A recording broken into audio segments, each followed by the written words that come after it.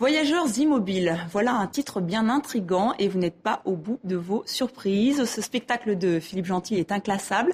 Il mêle pantomime, danse, chant, marionnette. Alors rebonjour Philippe Gentil. Bonjour. Merci d'avoir accepté notre invitation. Alors Voyageurs immobiles se joue en ce moment au Théâtre du Rond-Point à Paris. Je rappelle que la mise en scène est aussi signée de votre complice de toujours, Marie Underwood. Alors ces voyageurs, ils sont 8, 4 femmes. 4 hommes. En plus, il y a des comédiens qui viennent de divers horizons. Il y a un Australien, une Japonaise, un Haïtien, un Espagnol, une on Italienne. parle un peu toutes les langues dans Voyageurs immobiles. Parce qu'en fait, on pourrait dire que c'est une sorte d'humanité en marche qui traverse le temps, les espaces, les océans, les déserts. Et qui s'affrontent à leur peur, leur culpabilité, mais avec beaucoup de dérision en même temps, beaucoup d'ironie. Oui, il y a beaucoup d'humour. Parfois, on se dit que vous avez encore 5 ans d'âge mental, si je puis me permettre. Il y a, par exemple, une scène entre deux personnages où ils se lancent du plastique et c'est vraiment une scène de clown. Il y a beaucoup d'humour dans vos spectacles. Oui, je pense que on parle beaucoup aussi du triomphe de la cupidité, mais on est dans une société aujourd'hui où il y a une sorte d'avidité vers le consumérisme et l'argent, mais on en parle avec beaucoup de dérision.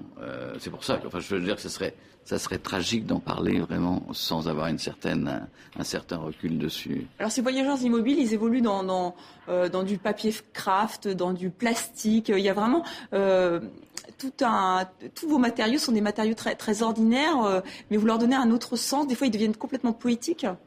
Alors, c'est vrai que ce qui m'avait fasciné, c'est les matériaux d'emballage. C'est une chose qui est toute nouvelle dans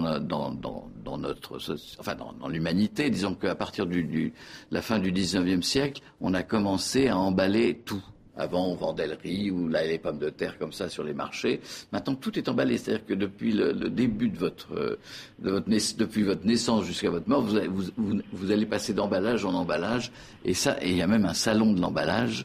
Et ça m'avait tellement fasciné que je m'étais dit que ça ferait l'unité du spectacle. C'est-à-dire que on travaillerait sur des matériaux d'emballage, des matériaux finalement que l'on découvre parce que ils sont détournés de leur fonction habituelle, bien sûr, et on s'aperçoit que ces matériaux ont une vie à eux et que si on est suffisamment à l'écoute de cette vie, ils proposent des choses. Et ça, c'est des moments extraordinaires. C'est des moments où on a des corps, par exemple, enveloppés. On s'aperçoit que le craft garde totalement la forme du corps.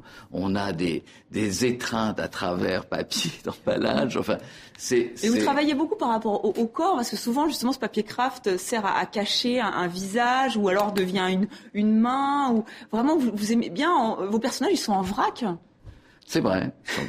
Ils sont un peu en vrac dans leur tête aussi.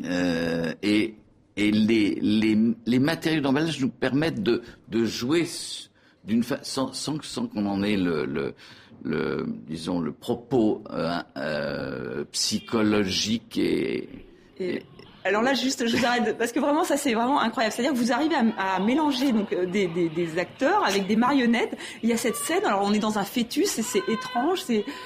justement, commentez-nous, ça c'est vraiment un passage assez intriguant de votre spectacle Voyageurs immobiles. Et là, c'est donc l'homme et la femme, toujours cet éternel problème. Donc ça, c'est très oedipien, parce qu'il y a vraiment un côté chez vous aussi freudien, psychanalytique.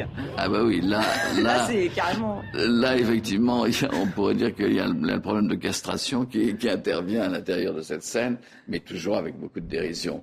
Ce qui est intéressant, c'est de proposer des images qui superpose plusieurs sens, plusieurs significations, de façon à ce que un spectateur, lui, va s'accrocher sur un sens, et puis un autre spectateur sur un autre sens, de telle façon qu'on va avoir un voyage des spectateurs totalement différent d'un spectateur à l'autre, et avec une sorte de liberté, c'est-à-dire que les spectateurs plongent là-dedans en se questionnant et en même temps en voyageant chacun de sa façon, à l'intérieur de ce parcours. Alors c'est un spectacle que vous aviez écrit en 1995, vous l'avez repris, vous l'avez beaucoup changé ou pas ?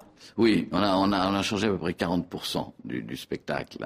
On s'est notamment beaucoup adapté la situation actuelle et notamment à cette avidité de l'argent que je trouve parfois assez insupportable parfois. À tel point qu'à la fin il y a une marionnette qui explose tellement elle a avalé de l'argent. C'est vraiment, il y a aussi un côté poétique et politique. Voilà, oui, tout à fait. Oui. Vous avez voulu mélanger les genres. Un autre, ces marionnettes.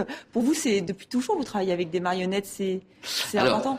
Alors on est quand même entre le jeu d'acteur, la danse, puisqu'il y a des moments, le chant, notamment dans celui-là, et les marionnettes, et parfois les marionnettes, mais c'est quand même pas un spectacle de marionnettes, c'est un spectacle, on pourrait dire... inclassable, moi je trouve voilà. Qu'on ne peut pas vraiment le mettre dans un... Il y a vraiment un univers singulier, particulier. Merci beaucoup d'être venu sur ce plateau pour nous en parler. Voyageurs Immobiles part en tournée dans le monde entier ? Alors oui, part en Australie, part en Amérique du Sud, en Amérique du Nord, au Japon. Enfin bon, voilà. C'est vrai que tous les spectacles, on a fidélisé comme ça un certain nombre de pays et qui nous demandent chaque fois on les comprend. Merci beaucoup Philippe Gentil et j'espère que j'invite tous nos téléspectateurs à aller voir donc Voyageurs Immobiles. Merci. C'est un voyage surprenant mais qui vaut vraiment, vraiment le coup. Merci beaucoup. Et c'est la fin de ce jour.